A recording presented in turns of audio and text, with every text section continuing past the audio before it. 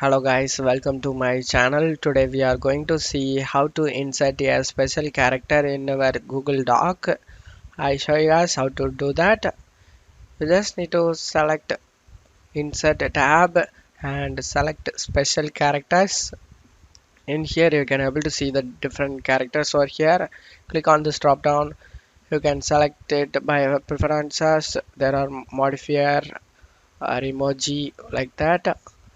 Select this drop down and animals, plants and food objects, and select symbol over here, and in here select a currency or any other math symbols. You can use these words directly to Google Docs guys.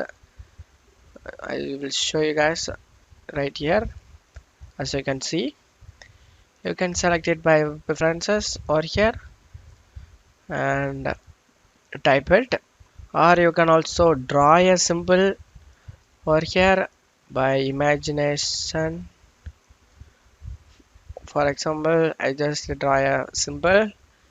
We got this symbol includes, and I hope this video helped you guys. If the video helped you, don't forget to leave a like guys. You can also subscribe me and support me guys. Thank you.